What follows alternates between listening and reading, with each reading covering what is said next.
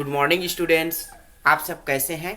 I hope आप सभी बहुत ही अच्छे होंगे और अपने स्वास्थ्य का आप लोग ख्याल जरूर रख रहे होंगे, है ना। आज के क्लासेस में हम कॉमन फैक्टर फाइंड आउट करना सीखेंगे, ठीक है। तो चलिए स्टार्ट करते हैं। क्वेश्चंस इस तरह से दिया हुआ है, find the factor of these numbers and right the common factor in the part shaded green, ठीक है। यहाँ पर आपके बुक में ऐसे दो सर्कल दिया हुआ है, तो यहाँ पर एक साइडेड पार्ट है, ठीक है। तो साइडेड पार्ट में आपको क्या करना है, जो कॉमन फैक्टर है उसको लिखना है, ठीक है।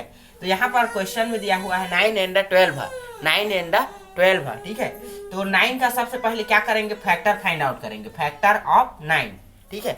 तो 9 के फैक्टर्स क्या क्या होंगे, ठीक है, किसके किसके टेबल में 9 आता है, ठीक है। तो देखिए 1 है ना, 1 के टेबल में आता है, और 2 के टेबल में नहीं आता, 3 के टेबल में, ठीक है। 3 के बाद और किसका आता है, 3 के बाद किसके टेबल में आता है, 9, डायरेक्टली किसके टेबल में आएगा, 9 के टेबल में ही आएगा, ठीक है। अगला देखिए फैक्टर ऑफ 12, अब 12 का भी निकालना है, 9 का आ गया फैक्टर, अब 12 का फैक्टर निकालना है। तो इसका फैक्टर क्या होगा, 1 होगा, 2 होगा, ठीक है। 3 के टेबल में भी आता है, 4 के टेबल में भी आता है ना, और 6 के टेबल में भी आता है 12, ठीक है, और डायरेक्टली एंड 12 के टेबल में आता है, ठीक है। अब देखिए इन दोनों में कॉमन क्या चीज है ना, जो चीज कॉमन है इन दोनों में उसको लिखेंगे, ठीक है। 9, जो 9 का भी फैक्टर हो और 12 का भी फैक्टर हो तो वो क्या कहलाएगा, कॉमन फैक्टर, ठीक है। तो देखिए दोनों में क्या चीज कॉमन है, 1 कॉमन है, देखिए 1 9 का भी फैक्टर है और 12 का भी फैक्टर है, 3 9 का भी फैक्टर है और 3 12 का भी फैक्टर है, ठीक है। तो इस तरह से 1 और 3 क्या हो गए, इस 9 और 12 का कॉमन फैक्टर हो गए, ठीक है। तो इस तरह से क्या लिखेंगे, common factor equal to 1 and 3, 1 and 3 is a common factor, ठीक है। अब इसमें कैसे शो करेंगे, सर्कल में। तो देखो 9 का, ये 9 का फैक्टर है, ठीक है, और ये 12 का है, ठीक है। तो देखो ये 1 और 3 कॉमन है, इसलिए 1 और 3 ये बीच में आ जाएंगे, ठीक है।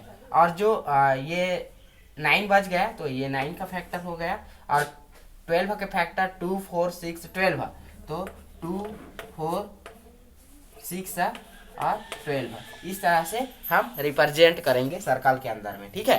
तो ऐसे ही सॉल्व करना है। एक क्वेश्चन और लेते हैं समझने के लिए। क्वेश्चन नंबर बी को मैं सॉल्व करके दिखा रहा हूं। क्वेश्चन नंबर बी दिया है 10 एंड 15, है ना, 10 एंड 15, 10 एंड 15। तो क्या करेंगे, पहले क्या करना है, 10 का फैक्टर निकाल देंगे, फैक्टर ऑफ 10 क्या लिखेंगे, factor of 10, factor of 10 equal to क्या हो जाएगा, 10 का फैक्टर्स क्या क्या होंगे, किसके किसके टेबल में 10 आता है, तो 1 के टेबल में आएगा, 2 के टेबल में भी 10 आता है, ठीक है। उसके बाद 4 के टेबल में नहीं आता, 5 के टेबल में आता है, ठीक है। उसके बाद डायरेक्टली 5 के बाद किस में आएगा जी, 10 के टेबल में आएगा, ठीक है। तो इस तरह से factor of 10 equal to 1 2 5 and 10, ठीक है। अब next factor of 15 find out करेंगे, factor of 15, factor of 15 equals to क्या होगा, 15 के फैक्टर्स कौन कौन से हैं, तो 1 तो होगा ही, ठीक है। 1 के बाद 2 के टेबल में नहीं आता 15, 3 के टेबल में आता है, 4 के टेबल में नहीं आता, 5 के टेबल में आता है 15, 6 के टेबल में भी नहीं आता, डायरेक्टली किसके टेबल में आएगा, डायरेक्टली आएगा 15 के टेबल में, ठीक है।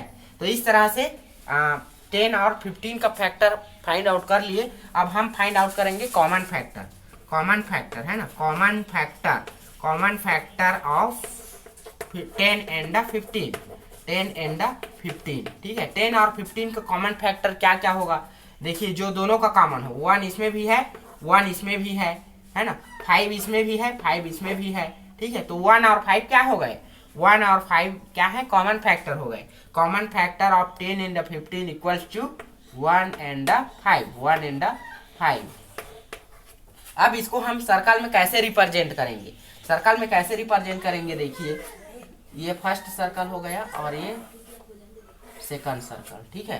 तो यदि हम इसको 10 का फैक्टर मान लें और इसको 15 का फैक्टर, ठीक है, तो जो कॉमन है उसको यहाँ बीच में लिखना है। कॉमन क्या क्या है, 1 और 5, तो 1 को यहाँ लिखेंगे और 5 को यहाँ लिखेंगे, 1 और 5 दोनों कॉमन है इसलिए, ठीक है। अब 2 और 10 किसके फैक्टर हैं, 10 के हैं, तो 2 और 10 को यहाँ लिख दीजिए, और 3 और 5 15 किसके फैक्टर है? 15 के। तो 3 और 15 को यहाँ लिख दीजिए। इस तरह से रिप्रेजेंट करना है, ठीक है। तो आई होप आपको समझ में आया होगा। इससे रिलेटेड क्वेश्चंस मैं आपको सेंड करूंगा जिसे सॉल्व करके दिखाना है आपको, ठीक है। Thank you.